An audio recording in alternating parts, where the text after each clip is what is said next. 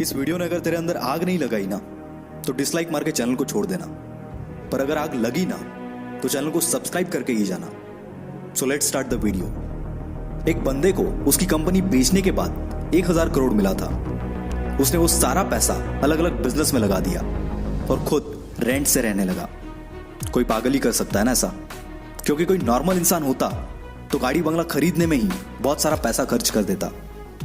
यह पागल इंसान और कोई नहीं, इलॉन मस्क है, जो कि आज वर्ल्ड की कई लीडिंग कंपनीज का मालिक है और आज इसकी नेटवर्थ है 1,40,000 करोड़। और यह सब उसके पागलपन, उसकी जिद का ही नतीजा है। क्योंकि भीड़ के साथ चलना तो बहुत आसान है, पर पागलपन ही चाहिए भीड़ से हटकर कुछ करने के लिए।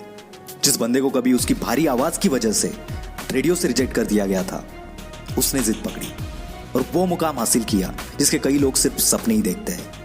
जी हाँ, मैं बात कर रहा हूं अमिताभ बच्चन की। उनकी पहली सुपरहिट मूवी जंजीर आने से पहले उनकी 17 मूवीज फ्लॉप हो चुकी थी, फिर भी उन्होंने अपनी जिद नहीं छोड़ी और आखिरकार कामयाबी को भी उनके जिद के आगे झुकना पड़ा।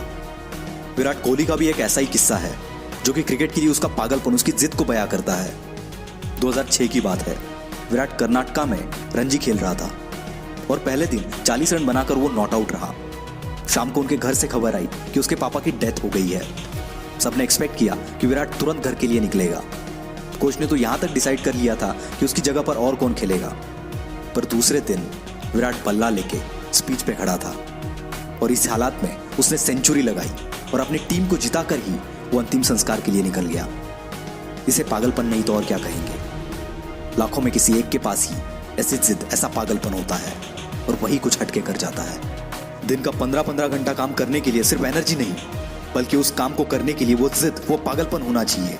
क्योंकि ऐसे जिद्दी, ऐसे पागल लोग परसेंटेज में नहीं, नंबर्स में होते हैं। ऐसी एक जिद और पागलपन से भरी हुई कहानी है दशरथ मांझी की, जो कि अपनी पत्नी को टाइम पर हॉस्पिटल ना पहुंचा पाए, क्योंकि इनके गांव से हॉस्पिटल के पीछे एक बहुत बड़ा पहाड़ था और उसी वजह से उनकी पत्नी का देहांत हो गया।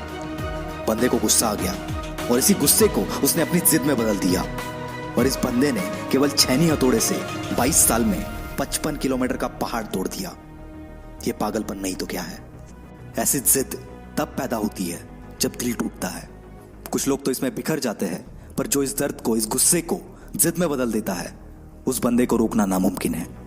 वो पागलपन ही है जब लोग ट्रिप्स प्लान कर रहे होते हैं और कोई बंदा अपना एम्पायर खड़ा करने के लिए प्लान्स बना रहा होता है। जब सब नौकरी ढूंढने के चक्कर में होते हैं, तब कोई पागल नौकरी देने की सोचता है और ऐसे ही पागल आगे जाके बिल गेट्स, स्टीव जॉब्स बनते हैं। ये पागल सक्सेस के लिए हमेशा भूखे होते हैं, ये कभी सेटिस्फाई नहीं होते। यही पागलपन, यही जिद, ये ना तो इन्हें सोने देती है और ना ही रुकने देती है। एक जिद्दी इंसान कभी भी शांत नहीं बैठेगा, 1000 बार फेल होगा वो, पर उसकी जिद, उसका पागलपन उसे और एक बार ट्राई करने पर मजबूर करेगा। और ये तब तक मजबूर करेगा जब तक सफलता इसके सामने घुटने ना टेक दे। और यही पागल इंसान, यही जिद्दी इंसान इतिहास बना देता है। यकीन नहीं आता तो हिस्ट्री उठाकर देख लो, भला कौन बंदा 1000 बार फेल होने के बाद भी कोशिश करना नहीं छोड़ता। कोई पागल ही ना। और उसी कारण ये पागल जिद्दी इंसान दुनिया को रोशन कर देता है। जी हाँ, मैं बात कर रहा हूं थॉमस अल्वा एडिसन की। 65 साल का एक बंदा जिसे ऑलरेडी 1000 बार रिजेक्ट कर दिया गया था, फिर भी उसने अपनी जिद नहीं छोड़ी और KFC जैसी होटल्स की चेन खड़ी कर दी। जिस बंदे को अंग्रेजों ने उनके होटल में नहीं आने दिया, उस बंदे ने जिद पकड़ी और दुनिया का सबसे बड़ा होटल ताज बना दिया। दोस्तों, ये एक जिद ही है जो एक नॉर्मल इंसान को एबनॉर्मल बनाती है और फिर ये एबनॉर्मल लोग ऐसा कुछ कर जाते हैं जिसके बारे में नॉर्मल लोग सोचने से भी डरते हैं। इसलिए आपको जो भी अच्छा लगता है, जो भी आप करना चाहते हो, पागल बन जाओ उसके लिए और जान लगा दो उसे हासिल करने के लिए। क्योंकि जब तक ये जिद, ये पागलपन आपके अंदर नहीं आएगा, तब तक आप नॉर्मल ही रहोगे। और अगर नॉर्मल रह के ही मरना है तो ऐसे ही जियो, पर एबनॉर्मल बनना है तो जिद्दी और पागल बनना पड़ेगा।